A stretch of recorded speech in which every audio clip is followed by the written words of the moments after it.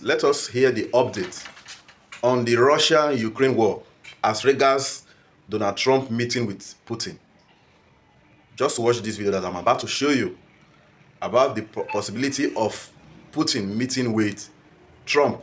Well, let's go to Moscow now, bringing our correspondent Ivor Bennett for more on this. A morning to you, Ivor. So the meeting with Putin and Witkoff yields this decision that potentially we're going to have a meet now of the two presidents, as long as Zelensky's involved.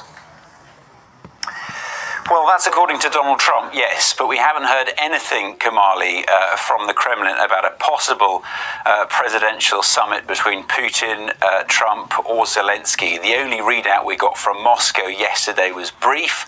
After that meeting between Witkoff and Putin, it came from a Kremlin aide, Yuri Ushakov, who described the meeting as useful and constructive.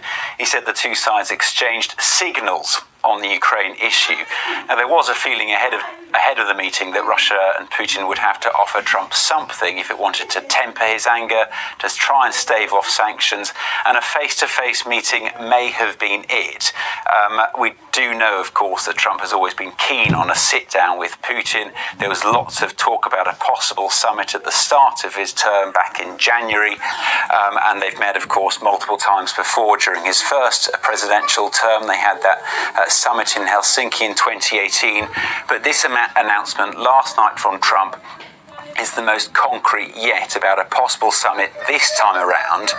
No word on possible locations, but I think potential venues could be, of course, Saudi Arabia, where Russian and US officials met face-to-face early this year, possibly Turkey, which is hosting the face-to-face peace talks between Russia and Ukraine, possibly the UAE, the United Arab Emirates, which has played mediator in all the prisoner swaps which have gone on between Russia and Ukraine over the past couple of years.